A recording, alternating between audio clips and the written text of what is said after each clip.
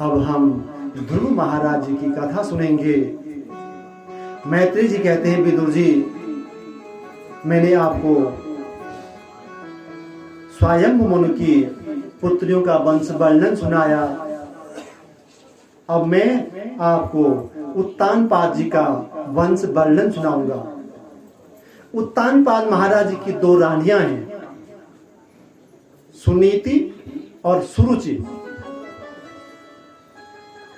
बड़ी रानी सुनीति से ध्रुव महाराज हुए और छोटी रानी से उत्तम। अगर हम विचार करें तो हम भी उत्तानपाद हैं। जब हम अपनी माँ के गर्भ में रहते हैं तो उत्तानपाद बन करके रहते हैं, सिर नीचे और पैर ऊपर। हमारी 2 रानियां हैं, बुद्धिमानी और मनमानी। सद्बुद्धि है सुनीति और मनमानी है सुरुचि। नाम से स्पष्ट हो रहा है। सुनीति जिसके संस्कार अच्छे हों वो है सुनीति, और सुरुचि जिसका केवल अपने पर ही ध्यान हो। मैं कैसे सुंदर दिखूं, मेरे जीव को क्या क्या अच्छा लगे, कैसे चटपटा खाऊं, क्या बनाऊं, ये है सुरुचि।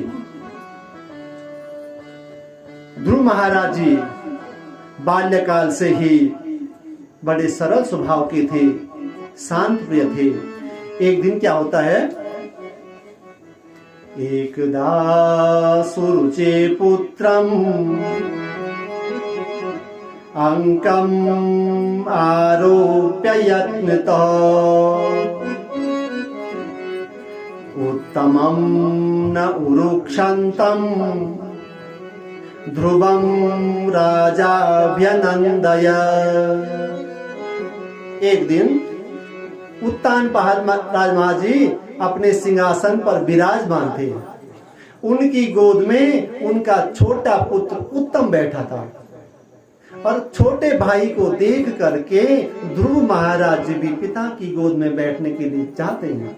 जैसे आप लोगों ने देखा होगा, घर में दादा दादी या माँ पिता कोई बैठा रहता है और एक छोटा बच्चा गोद में बैठता है तो दूसरा बच्चा घुसने की कोशिश करता है।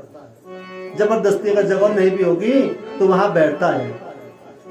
लेकिन राजा ने ध्रुव महाराज जी का कोई सम्मान नहीं किया। जब बच्चा आता तो हम कहते आजा बैठ जा, लेकिन वो मूर्तिमान की तरफ बैठा रहा चुप करके।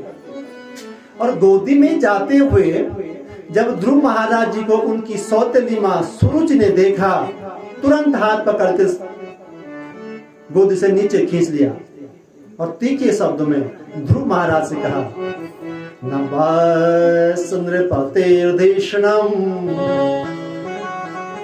भवान आरोढुमर्हति न गृहीतो मया यत्त्वम्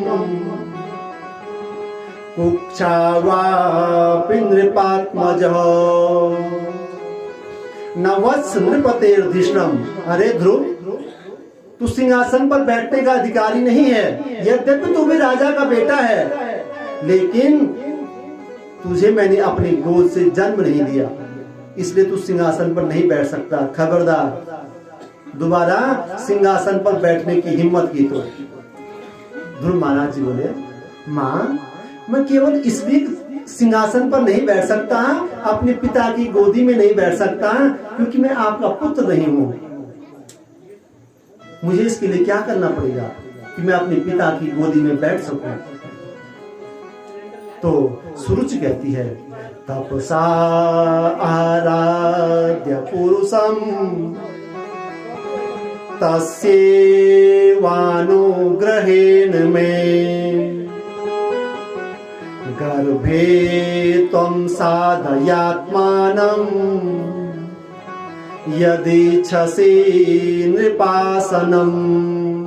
तपसा आराध्य पुरुषम, यदि सिंहासन पर बैठने का इतना ही शौक है, पिता की गोदी में बैठने का इतना ही शौक है, तो जा उस परमात्मा की तपस्या कर, उसको प्रसन्न कर, और यदि वो प्रसन्न हो जाए तो उससे वर मांगने के लिए कहे तो ऐसा कहना कि मेरा जन्म सुरुचि माँ के गर्भ से है। यहाँ पर सुरुचि ने एक भक्त का अपमान भी किया और भगवान का अपमान भी किया। अपनी कोख को इतनी श्रेष्ठ बता रही है, इतनी पवित्र बता रही है कि मेरी कोख में जन्म लेने के लिए पहले तुझे उस परमात्मा को प्रसन्न करना पड़ेगा, और यदि वो प्रसन्न हो जाए, तुझसे वर मांगने के लिए कहे तो कहना कि मेरा अगला जन्म सुरुचि माँ के गर्भ से हो। मैत्रेय जी कहते हैं, विदुर जी, मातु सपत्न्या सदुरुक्ति विद्धा स्वसंदुसादंडहतो यथाहि हित्वा मिसन्तं पितुसन्निवाचम् जगाम मातु प्ररुदन सकासम। मातु सपत्न्या सदुरुक्ति विद्ध। हे विदुर जी, सौतेली माँ के इस प्रकार अप्रिय बातों को सुन करके ध्रुव महाराज जी रोने लगे, लंबी लंबी सांसें लेने लगे, क्रोध आ गया। और ध्रुव महाराज जी की ऐसी स्थिति हो रही है जैसे किसी सांप को डंडे से मार दिया जाता हो, उसे घायल कर दिया जाता हो, और वो काटने के लिए अपना फन उठाने की कोशिश करता है लेकिन काट नहीं पाता है। यही स्थिति ध्रुव महाराज जी की भी हो गई कि इतना कुछ होने पर भी मेरे पिताजी ने कुछ नहीं कहा। रोते हुए अपनी माँ सुनीति के पास पहुंचे। सुनीत ने कहा, बेटा क्या हुआ, क्यों रो रही हो? ध्रुव महाराज जी बहुत रोने के कारण उनका गला भर आया था, कुछ बोल नहीं पाए। तब कुछ उनके जो मित्र थे ध्रुव महाराज जी के, उन्होंने जू का त्यों सुनीति माता को सुना दिया। माता सुनीति लंबी लंबी सांसें लेने लगी, लेकिन कहा, बेटा आपकी माँ ने सही तो कहा है, आपको अपने पिता की गोदी में ही क्यों बैठना है? यदि गोदी में बैठने का शौक है तो उस परम पिता की गोदी में बैठो जहां से आपको कोई निकाल न सके। तो महाराज जी कह रहे हैं, मेरी सौतेली माँ ने मुझे इतना कुछ कहा, इतना रुलाया, और मेरी माँ कह रही कि ठीक कहा। ये एक माँ के संस्कार हैं। कोई दूसरी माँ होती तो कहती चल उसको दिखाता हूँ, आज उसको बिठाता हूँ गोदी में राज सिंहासन पर, चल मेरे साथ डंडा पकड़, हल्ला हो जाता। लेकिन ये एक माँ के संस्कार है। कहा, बेटा आपकी माँ ने बिल्कुल सही कहा है, आपको अपने पिता की गोदी में क्यों बैठना है? उस परम पिता की गोदी में बैठो जहां से आपको कोई निकाल न सके। तो ध्रुव जी बोले, माँ वो कहाँ मिलेंगे? तो माता सुनीति कहती हैं, ईसा वास्यम इदम सर्वम यत् किंचित जगत्याम जगत। वो तो अणु अणु में है, कण कण में है, वो तो सब जगह व्याप्त हैं। जाओ उनकी तपस्या करो। मैत्रेय जी कहते हैं, विदुर जी, बालक ध्रुव ने अपनी माँ का आज्ञा का पालन किया और कहा, माँ मैं जा रहा हूँ। माँ सुनीति ने कहा, ऐसे जाओगे? जाओ पहले अपनी सौतेली माँ के पैर छू करके आओ, उनका आशीर्वाद देकर के आओ, तब जाओ। ये है एक माँ के संस्कार। हम जैसे होते हैं तो बोलते तुम उसका मुंह भी न देखा, लेकिन एक माँ के संस्कार है, सुनीति है, वो अच्छी नीति जिनकी हो, अच्छे संस्कार जिनके हो। 5 वर्ष की अवस्था में ध्रुव जी ने भगवान की धुन को शुरू कर दी। और संस्कार जब जागृत होते हैं तो कोई न कोई बहाना मिल ही जाता है। तुलसीदास जी के संस्कार पूर्व में जागृत थे, बस बहाना चाहिए था। और उनकी पत्नी की डांट बहाना बन गया। कितना बड़ा संत बनाया तुलसीदास जी को। अब लोग कहते हैं कि पत्नी की डांट से वो संत बने। महाराज, पत्नी की डांट से संत बनते तो आज हर घर में संत होते। संत ही नहीं, महासंत होते। कुछ तो जो डंडे से पिटते हैं जो, वो तो महासंत होते हैं। कौन पत्नी है जो अपने पत्नी को डांटती नहीं होगी? सब डांटते हैं। आज तो घर घर में संत होते, यहाँ तो जगह ही नहीं होती पूरे अखोड़ी में। कुछ कुछ तो महासंत होते हैं जो पिटते थे डंडे से, बेलन से। तुलसीदास जी अपनी पत्नी से बहुत प्रेम करते थे, उनके बिना रह नहीं पाते थे। एक दिन उनकी ससुराल से उनकी पत्नी को कोई बुलाने आया, कोई बीमार था, तुलसीदास जी घर पर नहीं थे। अब वो तब जमाना था नहीं, फोन कर दिया कि मैं जा रहा हूं मायके, चली गई मायके। तुलसीदास जी शाम को घर आए, अगल बगल वालों से पता चला कि देवी तो मायके चली गई है। कुछ देर तो रुके रहे, पर अब घर में रुक नहीं पा रहे हैं। बाहर बारिश लगी हुई है, बरसात का मौसम है। तुलसीदास चल दिए रात में ही अपनी पत्नी से मिलने के लिए। भयंकर बारिश आ रही है, भयंकर बाढ़ है, नदी में आई, नदी पार करनी है, कैसे करें? तो एक मुर्दा था वहां पर, मुर्दा में बैठ करके नदी पार कर दी। क्या सोच रहे हैं कि देखो मेरी देवी कितना प्रेम करती मुझसे, मेरे लिए यहाँ नाव रखी है। जब गए ससुराल में तो सब सो गए थे, रात हो गई थी और देवी सो रखी थी ऊपर वाले कमरे में।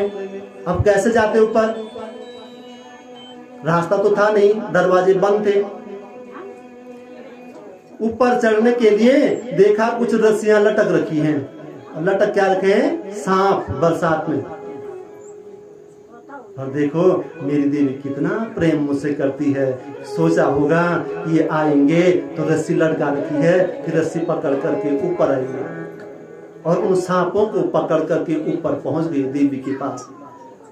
जब देवी ने पूछा कि आपने नदी कैसे पार की, आज तो बहुत भयंकर नदी आ रखी है, तो कहा देवी आपने मेरे लिए नाव तो रखी थी, मैं उस नाव में बैठ करके आया। बोले ऊपर कैसे आया? बोले आपने रस्सी तो लगा रखी थी मेरे लिए। बहुत डांटा तुलसीदास जी को, और ऐसा डांटा कि तुलसीदास जी परम संत बन गए। तो जब संस्कार जागृत होते हैं तो कोई न कोई बहाना मिल ही जाता है। अब ध्रुव जी चल पड़े, कहाँ मिलेंगे, कैसे मिलेंगे? मैं तो उनको जानता भी नहीं हूँ, 5 साल का बच्चा क्या जानेगा। ढूंढ खोज शुरू कर दी। रास्ते में नारद जी मिल गए। नारद जी को ध्रुव जी ने प्रणाम किया, सारी व्यथा कथा सुनाई। ध्रुव जी मन ही मन मुस्कुराए कि ओहो तेज क्षत्रियाणाम मान भंगम मृच्छताम। इन क्षत्रियों का तेज देखो, अद्भुत तेज है इन क्षत्रियों का, कि मां की एक डांट ने यहां भेज दिया जंगल में।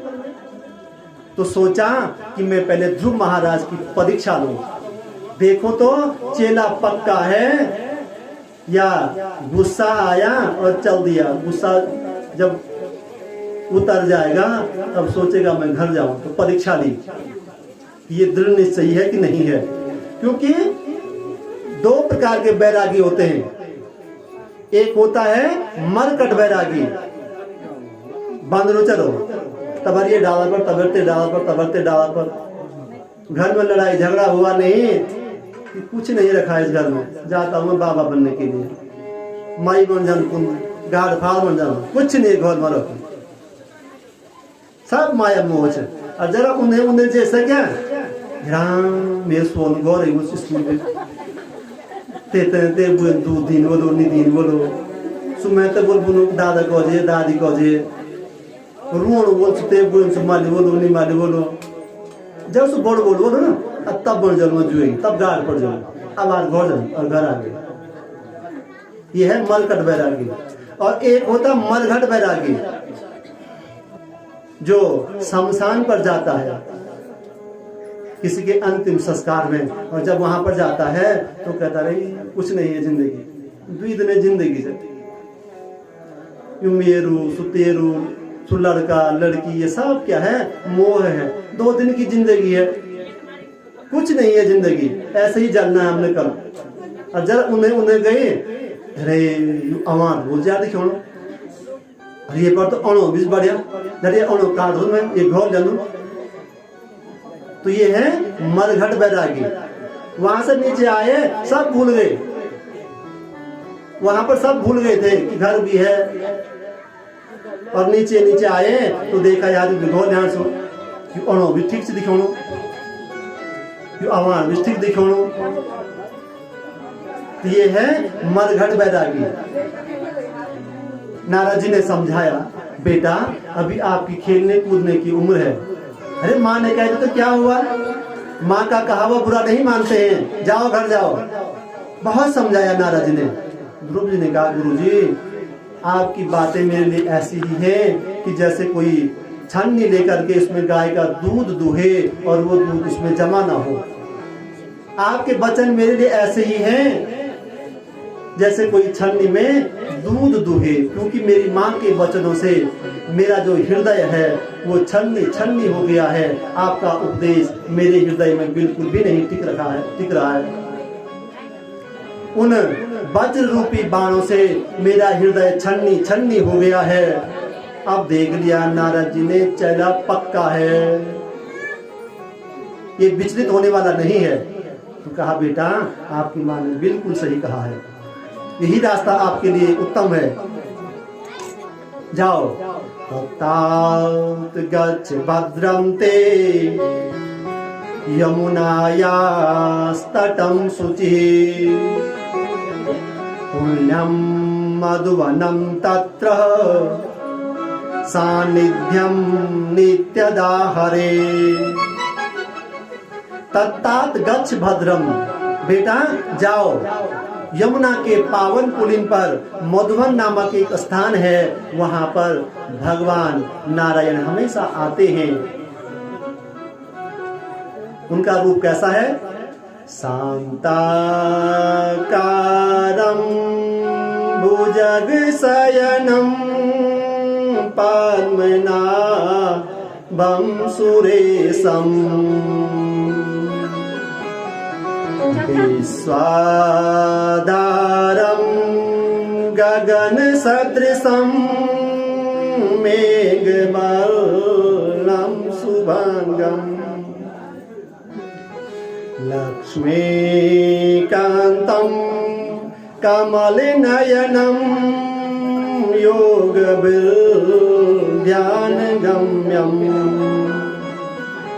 वन्दे विष्णुं भवभयहरं सर्वलोकैकनाथं।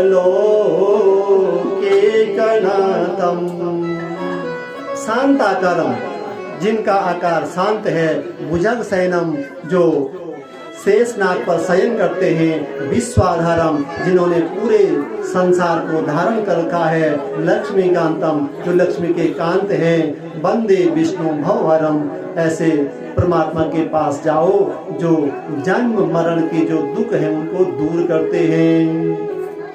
और उनका द्वादशाक्षर मंत्र, ओम नमो भगवते वासुदेवाय, ओम नमो भगवते वासुदेवाय, ओम नमो भगवते वासुदेवाय, ओम नमो भगवते वासुदेवाय, वासुदेवाय नमो वासुदेवाय, वासुदेवाय नमो वासुदेवाय, ओम नमो भगवते वासुदेवाय, ओम नमो भगवते वासुदेवाय।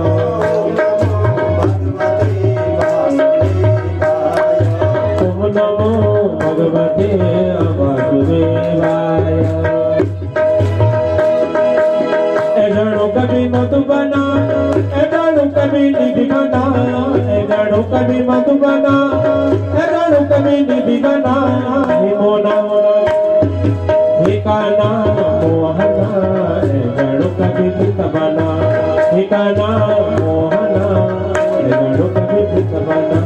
वृंदावन माँ एक कन्हैया मुरली बजोती तू, वृंदावन माँ एक कन्हैया मुरली बजोती तू, मुरली बजोती कन्हैया गोपियों नचोती तू, मुरली बजोती कन्हैया गोपियों नचोती तू।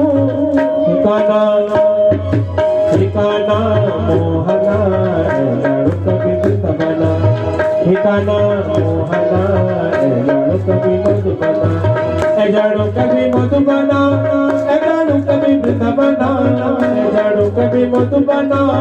गणों का भी मधुबना, गणों का भी वृंदावना। ठिकाना ठिकाना मोहना गणों का भी मधुबना, ठिकाना मोहना गणों का भी वृंदावना। ओम नमो भगवते वासुदेवाय, वासुदेवाय वासुदेवाय मेरो नंद नंदनाय, वासुदेवाय मेरो नंद नंदनाय। ओम नमो भगवते वासुदेवाय, ओम नमो भगवते वासुदेवाय। बोलो वासुदेव भगवान की, श्रीमद्भागवत महापुराण की जय। जय श्री राधे श्याम। नारद जी कहते हैं कि जो 7 दिन और रात तक उनका तप करता है, जप करता है, उनको सिद्धों के भी दर्शन हो जाते हैं। जाओ। ध्रुव जी ने नारद जी को प्रणाम किया और चल दिए मधुवन की तरफ। और यहाँ नारद जी पहुंच गए माता सुनीति के पास। सारी व्यथा कथा सुना दी कि अब अपने पुत्र की तरफ से निश्चिंत हो जाओ। वो भगवान की शरण में चले गए।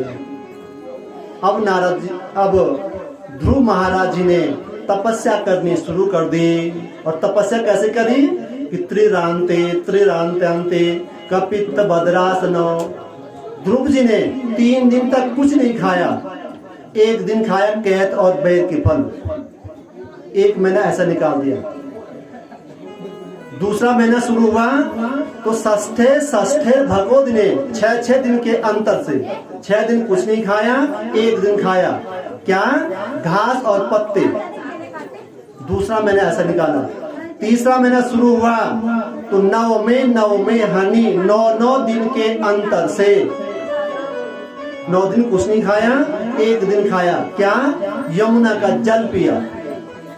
तीसरा महीना ऐसा निकाल दिया। चौथा महीना जब शुरू हुआ तो ध्रुव जी ने अब जल भी त्याग दिया, वायु का आहार किया, हवा खाई केवल। चौथा महीना निकल दिया। और 5वें महीना जब शुरू हुआ तो ध्रुव महाराज ने ऐसा प्राणायाम चढ़ाया कि सारे संसार वासियों की सांसें रुकने लगी। हलचल हो गई पृथ्वी में। देवता भी भयभीत हो गई है, हो क्या रहा है, हमारी सांसें एक साथ क्यों रुक रही हैं। सब भगवान नारायण की शरण में गए कि महाराज हमारी रक्षा करो। भगवान ने कहा किससे रक्षा करो, मुझे तो कोई नहीं दिखाई दे रहा है। बोले प्रभु ये तो हम भी नहीं जानते, लेकिन हम सबकी जो प्राण वायु है वो एक साथ अवरुद्ध हो रही है। भगवान ने कहा चिंता मत करो। उत्तानपाद जी के जो पुत्र हैं ध्रुव महाराज, उनकी आत्मा मुझ में इतनी समर्पित हो गई कि आज उनकी सांस रुक गई है। इसलिए सारे संसार की सांस रुक रही है, सब व्यथित हो रहे हैं। मैत्री जी कहते हैं कि हे विदुर जी, भगवान गरुड़ पर आरूढ़ होकर के दौड़ पड़े मधुवन की तरफ। भक्त को दर्शन देने नहीं, भक्त का दर्शन करने कि मैं देखूं तो कैसा भक्त है वो। जब भगवान वहां पहुंचे, ध्रुव महाराज जी एक पैर के अंगूठे के बल खड़े हैं, नेत्र बंद हैं, ध्यान मग्न हैं। काफी देर हो गई, ध्रुव जी ने नेत्र नहीं खोले। भगवान ने देखा ये नेत्र क्यों नहीं खोल रहा है, तो समझ गए कि इसको अपने हृदय में ही मेरे दर्शन हो रहे हैं। तो अपने जो दिव्य छटा थी वो ध्रुव जी से के हृदय से गायब कर दी। ध्रुव जी ने छटपटा करके आंखें खोली, देखा कि जिनके दर्शन में अपने हृदय में कर रहा था वो साक्षात खड़े हैं। ध्रुव जी ने प्रणाम किया। अब स्तुति करनी है, कैसे करूं, मुझे तो कुछ आता भी नहीं है, 5 साल का बालक। मैंने अपनी माता से बहुत कुछ पूछा, अपने गुरु नारद जी से बहुत कुछ पूछा, लेकिन ये नहीं पूछा कि जब वो मिल जाएंगे तो मैं उनकी आराधना कैसे करूं, उनकी स्तुति कैसे करूं, उनकी पूजा कैसे करूं। भगवान समझ गए, भगवान तो चराचर जगत की आत्मा है, सब कुछ समझते हैं। भगवान ने अपना शंख निकाला और ध्रुव जी के कपोलों पर स्पर्श किया। जैसे ही शंख का स्पर्श ध्रुव जी के गालों पर हुआ, वैसे ही उनको सारे शास्त्र वेद याद हो गए, कंठस्थ हो गए।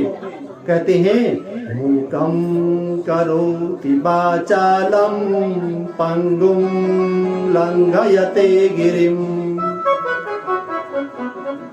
यत्कृपा तम अहम वंदे परमानंद माधवम। जब उस परमात्मा की कृपा होती है तो गूंगा भी बोल लेता है। अब क्या बोलेगा? भगवान की कृपा हुई है तो शास्त्र सम्मत ही बोलेगा, अच्छी बातें ही बोलेगा, उटपटांग बातें नहीं बोलेगा। तो 12 श्लोकों में ध्रुव जी ने भगवान की सुंदर स्तुति की। गदगद हो गए भगवान, बोले ध्रुव मांगो। ध्रुव जी बोले देना हो तो दीजिए जन्म जन्म का साथ, देना हो तो दीजिए जन्म जन्म के साथ, देना हो तो दीजिए जन्म जन्म का साथ।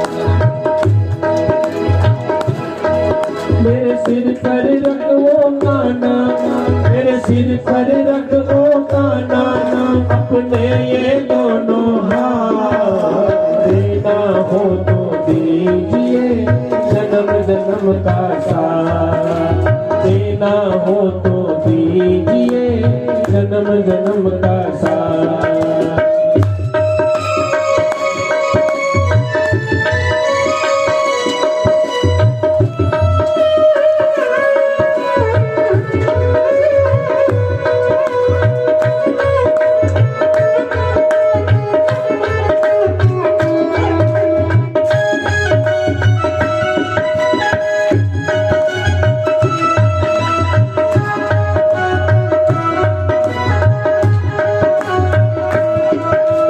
झुलस रहे हैं गम की धूप में प्यार की छैया कर दे तू, झुलस रहे हैं गम की धूप में प्यार की छैया कर दे तू। बिन पानी के नाव चले ना अब पतवार पकड़ ले तू, बिन पानी के नाव चले ना अब पतवार पकड़ ले तू। मेरा रास्ता रोशन कर दे, मेरा रास्ता रोशन कर दे, छाई असियारी रात, देना हो तो दीजिए जन्म जन्म का साथ, देना हो तो दीजिए जन्म जन्म का साथ।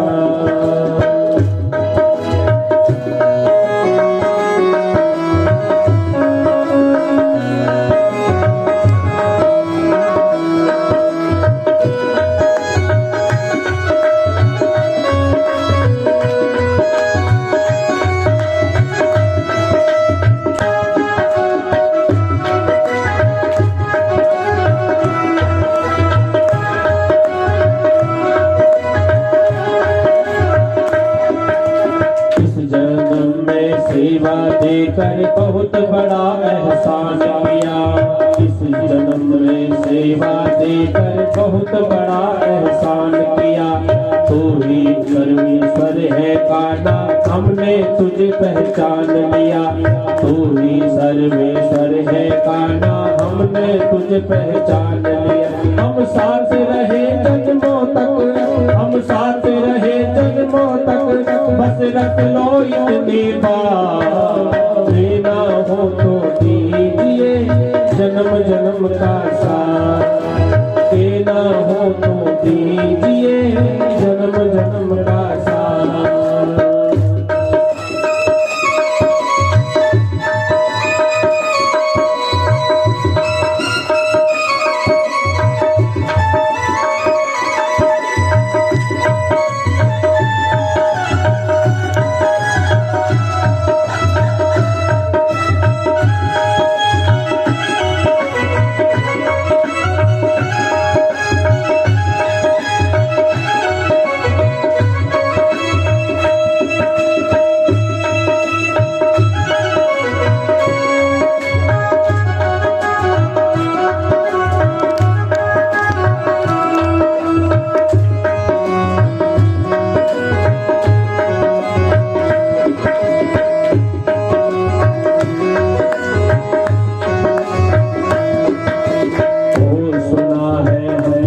शरणागत गले लगाते हो, सुना हमने शरणागत अपने गले लगाते हो, ऐसा हमने क्या मांगा जो देने को कतराते हो, ऐसा क्या मांगा हमने देने को कतराते हो।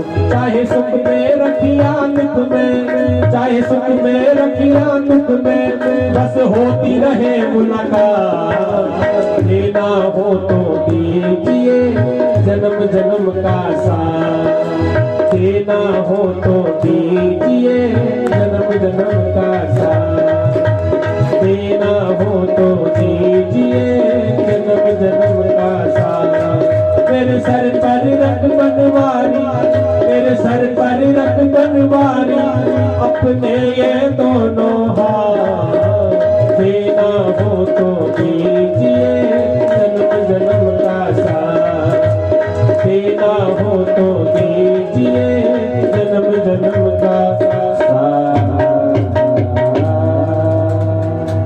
ध्रुव महाराज की, श्रीमद् भागवत महापुराण की जय हो। जय जय श्री राधे श्याम। भगवान बोले, बेटा मैं भी कुछ दिए बिना यहाँ से नहीं जाऊंगा, मैं कुछ देकर ही जाऊंगा आपको। जाओ 36,000 वर्ष तक राज्य करो और उसके बाद परम ध्रुव पद प्राप्त करो। और भगवान ऐसा कह करके अंतर्धान हो गए। ध्रुव जी ने देखा कि देवताओं ने मेरी बुद्धि हर ली है, मैं ऐसा तुच्छ पद मांगने यहाँ थोड़ी नहीं आया था। अब ध्रुव जी घर लौट आते हैं। रास्ते में किसी ने ध्रुव जी को आते हुए देखा तो उत्तानपाद महाराज जी को बताया, सूचना दी। गदगद हो गई उत्तानपाद महाराज जी। एक सुंदर सोने का हार उसको दे दिया।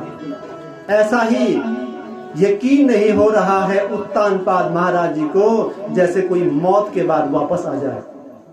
एक छोटा सा बालक, 5 महीने हो गए जंगल में, दुनिया भर के हिंसक जीव हैं, क्या खाया होगा क्या पिया होगा, अब तो वो होगा नहीं।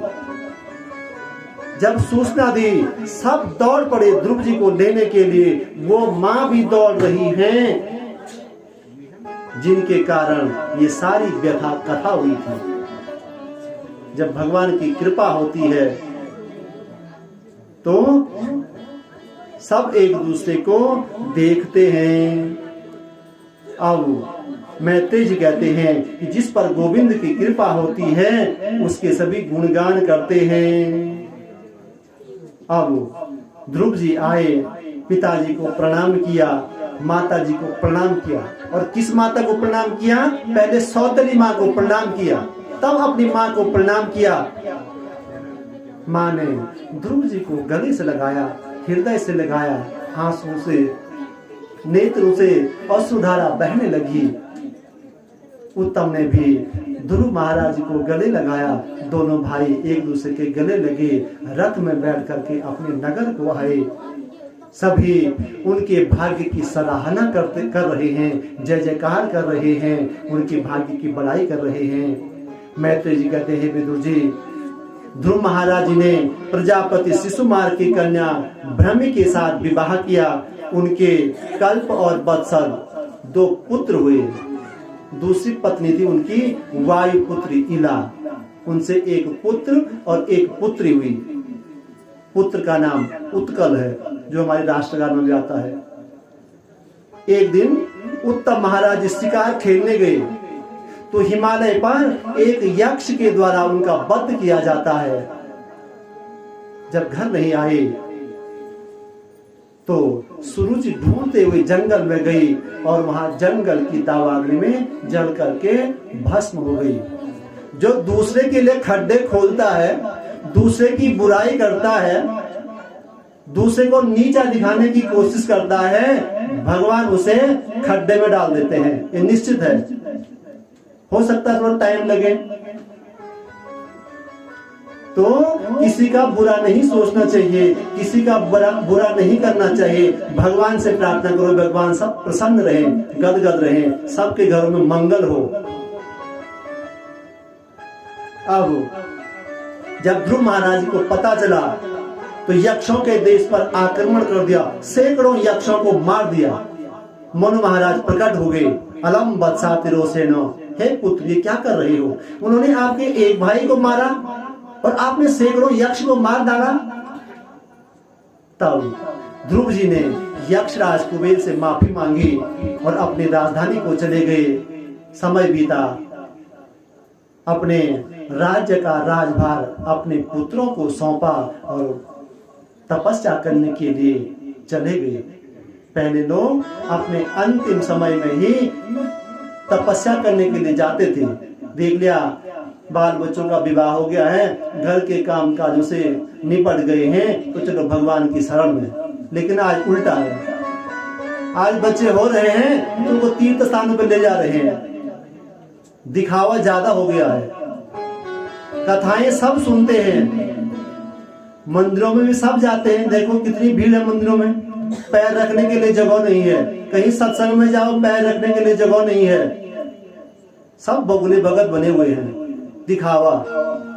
भगवान को जल चढ़ाने जाएंगे तो लोटा दिखा करके जाएंगे, मैं देखो मंदिर में जा रहा हूँ, जा रही हूँ, देखो मैं भगवान भूतनाथ के पास पूजा करने के लिए जा रहा हूँ। दिखावा आजकल ज्यादा है। लेकिन पहले लोग अपने अंतिम समय में तीर्थ यात्रा पर जाते थे और बहुत कम लोग होते थे जो उन दिव्य स्थानों पर पहुंच पाते थे। घर तो शायद ही कोई आता होगा। घर क्या करना, जब सब काम निपटा दिए। अब मृत्युदेव एक अलौकिक विमान प्रकट हुआ ध्रुव जी को लेने के लिए। मृत्युदेव प्रकट हो गए कि महाराज ये मृत्यु लोग हैं, पहले हमको अपना करके जाओ। और मृत्युदेव रथ के पास बैठता है, उस विमान के पास बैठता है और ध्रुव महाराज मृत्युदेव के सिर पर पैर रख करके उस रथ में चढ़ते हैं। भक्ति में वो शक्ति है कि मृत्युदेव को भी सिर झुकाना पड़ता है। और ध्रुव महाराज की विमान उड़ गया। ध्रुव महाराज जी का मुख उदास है, बहुत उदास है। पार्षदों ने पूछा, महाराज आपका ये मुख इस प्रकार उदास क्यों है, आप दुखी क्यों हो? ध्रुव महाराज ने कहा कि मैं जल्दी जल्दी में अपनी माँ को वहीं छोड़ गया। तो पार्षदों ने कहा, जो आगे विमान जा रहा है वो आपकी माँ का ही तो विमान है। गदगद हो गए ध्रुव महाराज। पार्षदों ने कहा, जिस माँ ने आपको ऐसे संस्कार दिए हैं वो माँ कैसे पीछे रह सकती है? बोलो ध्रुव महाराज की। आज भी ध्रुव महाराज उत्तर दिशा में ध्रुव तारा बनकर के चमकते हैं। ये शक्ति है भक्ति में। और ध्रुव तारा देखने का जो फल है, यदि किसी का जन्मदिन है और प्रातःकाल बिना किसी का चेहरा देखे हुए ध्रुव तारे को देख लो तो उसके साल भर के सारे कष्ट दूर हो जाते हैं। लेकिन आजकल हम क्या करते हैं, भगवान की पूजा नहीं करते हैं। जन्मदिन के बाद दिन क्या करते हैं, केक लाएंगे उसे काटेंगे। ये फैशन बन गया। ये हमारी संस्कृति नहीं है केक काटने वाली, ये तो पाश्चात्य देशों की संस्कृति है। हमारी संस्कृति है पूजा पाठ करो, भगवान को प्रसन्न करो, ब्राह्मण देव को बुलाओ, ठीक है, आयोजन करो, छोटे बच्चों को बुलाओ, सबको बुलाओ, खाना खिलाओ, उनको मिठाई खिलाओ, लड्डू खिलाओ। लेकिन जो केक वाली परंपरा है ये अब हमारी परंपरा बन गई है। ये जो पश्चिमी देश है इन्होंने हम पर थोप दिया है और हम भी बहुत गदगद होते हैं जब बच्चे का जन्म दिन तक इतना बड़ा बड़ा केक लाते हैं और गाएंगे वहां और मोमबत्ती फूंक देंगे उसको। ये कहाँ की संस्कृति है? जहां हमारे यहाँ एक दीवा बजने पर भी हमें घबराहट हो जाती है, ये क्यों पूजा होगा, चिंता हो जाती है, ये ऐसा क्यों हुआ, कुछ गलत तो नहीं होने वाला है। वहां हम अपने बच्चे के जन्मदिन पर और बड़े खुश होकर के मोमबत्ती पर बुझा देते हैं। तो ये जो पाश्चात्य संस्कृति का हिसाब किताब है इसको करना छोड़ दो, भगवान की पूजा करो। प्रातःकाल ध्रुव तारे को दिखा दो, ध्रुव तारा नहीं देख सकते तो पूजा करो भगवान की, भगवान के मंदिर में जाओ, जल चढ़ाओ, भगवान को प्रसन्न करो, छोटे बच्चों को खिलाओ पिलाओ, खूब खिलाओ, कोई दिक्कत नहीं है, पेट भर के खिलाओ, अच्छे अच्छे पकवान बना दो। लेकिन ये केक वाला हिसाब किताब बंद कर दो। ध्रुव महाराज की, श्रीमद् भागवत महापुराण की। मैं तो जपूं सदा तेरा नाम, दयालु दया करो। मैं तो जपूं सदा तेरा नाम, दयालु दया करो। मैं तो जपूं सदा तेरा नाम, दयालु दया करो। मैं तो जपूं